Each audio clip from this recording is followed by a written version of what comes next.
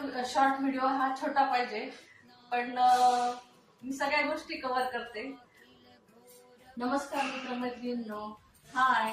आज आपण आता बनवणार आहे मूग तांदळाची खिचडी, मुगाची डाळ आणि तांदळाची खिचडी.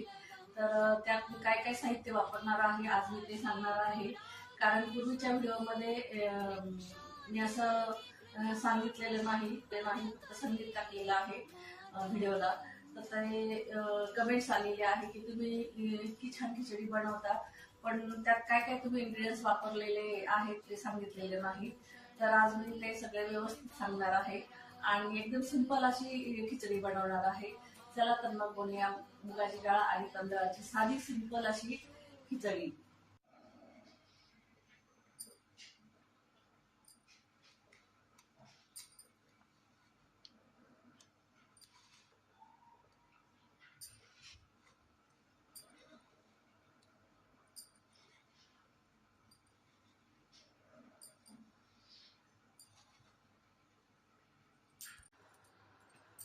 आपण आता खिचडी बनवण्यासाठी काय काय साहित्य लागणार आहे ते बघूया.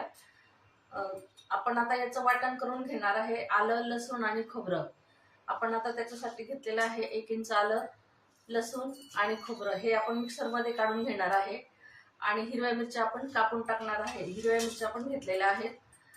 कढीपत्ता, कोथिंबीर, 2 टोमॅटो घेतले आहेत छोटे आहे म्हणून, आणि 3 कांदे.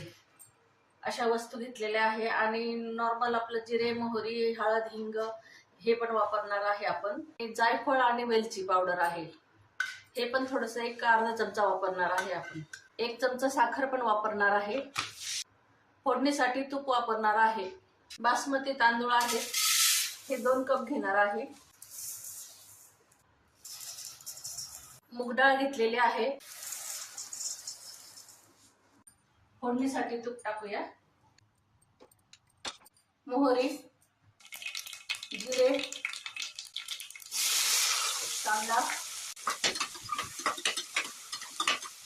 कांदा परततो आहे तोपर्यंत आपण आता वाटण करून घेऊया. लसूण, आलं, खोबऱ्याचे काप.